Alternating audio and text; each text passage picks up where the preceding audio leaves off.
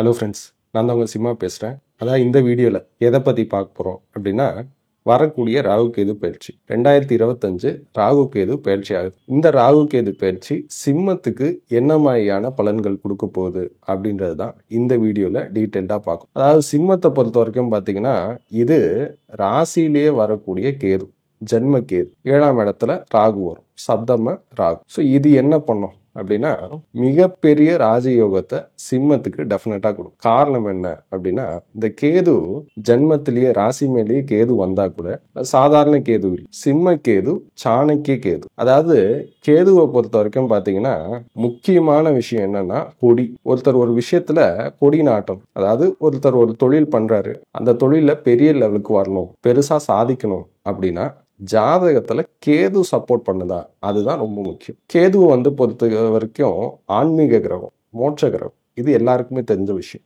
ஆனா பல பேருக்கு தெரியாத விஷயம் என்னன்னா, கேதுவால தான் ஒருத்தர் ஒரு விஷயத்துல ரொம்ப ஸ்பெஷலைஸ்டா ஆக முடியும், பெரிய லெவல்.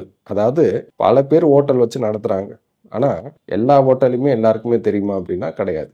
அந்த ஹோட்டல் இண்டஸ்ட்ரியில சில ஹோட்டல்ஸ் குறிப்பிட்ட ஹோட்டல் மட்டும் பெரிய லெவல்ல வரும். ஸோ அது எல்லாருக்குமே தெரிஞ்சதா இருக்கும்.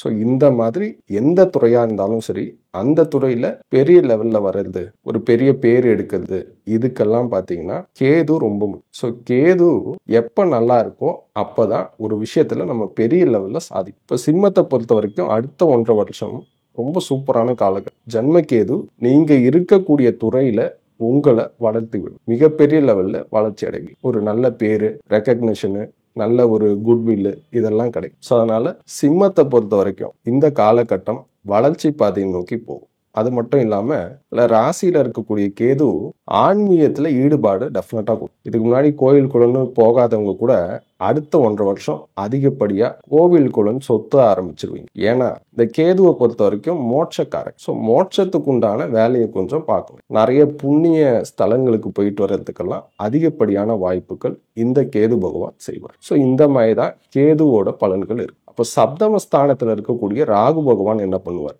அப்படின்னா, அவரு உங்களுடைய வாழ்க்கையில ஏதாவது ஒரு விதத்துல ஒரு நல்ல பார்ட்னரை கொடுக்கறதுக்கு வாய்ப்பு இருக்கு. கல்யாணம் ஆகாதவங்களுக்கு டெஃபினட்டா கல்யாணத்துக்கு அதிக வாய்ப்பு இருக்கு. ஏன்னா ராகு 7ஆம் இடத்துல வரும்போது பல பேருக்கு திருமணம் நடக்கும். ஸோ அது சூப்பரான காலகட்டம். ஏன்னா ராகு போகக்காரன், நம்ம வாழ்க்கைக்கு தேவையான எல்லா விதமான சந்தோஷங்கள், சௌகரியங்களையும் கொடுக்கக்கூடியவர் ராகு பகவான். ஸோ அவரு களத்திர பாவத்துல வரும்போது டெஃபினட்டா பல பேருக்கு திருமணம் நடக்குது. ஸோ ராகு கல்யாணத்தை கூட அதிகப்படியா சிம்மத்துக்கு செய்யறதுக்கு அதிக வாய்ப்பு. ஸோ இதெல்லாம் நடக்கும் சிம்மத்தை பொறுத்தவரைக்கும். அது மட்டும் இல்லாம ராகு விஷயத்துல கொஞ்சம் கவனமா இருக்கிறது நல்லது. ஏன்னா சப்தம ராகு என்ன பண்ணும் அப்படின்னா, உங்களுக்கு தொழில் ரீதியா பாத்தீங்கன்னா ஏதாவது ஒரு பார்ட்னரை அனுப்பும். நீங்க ஒரு வேலை பார்த்துட்டு இருக்கீங்க, ஒரு பிசினஸ் பண்றீங்க அப்படின்னா, அந்த பிசினஸ்ல சப்போர்ட் பண்றதுக்கு யாராவது ஒரு நல்ல பார்ட்னர் இருக்கிற மாதிரி தெரியும். ஆனா அதுல ரியாலிட்டி எடுத்து பாத்தீங்கன்னா, கொஞ்ச நாள் சப்போர்ட் பண்ணிட்டு உங்களுடைய நம்பிக்கையை எடுத்துட்டு கடைசியில பார்க்கும்போது பெரிய லெவல்ல ஏமாத்திடுவான். அதுதான் நடக்குது.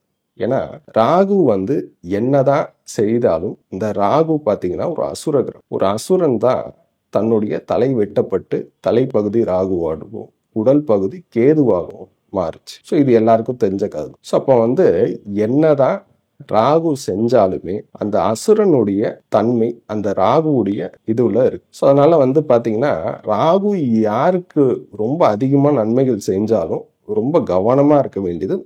யாராவது உங்களுக்கு ரொம்ப சப்போர்ட் பண்றாங்க அப்படின்னா அப்பயே அவங்க கிட்ட உஷாராயிடும். யாராவது ரொம்ப உங்களுக்கு மரியாதை அதிகமா ஓவரா இது மரியாதை கொடுக்குறாங்க அப்படின்னா அவங்க கிட்டயும் ஜாக்கிரதையா நம்பலாம்.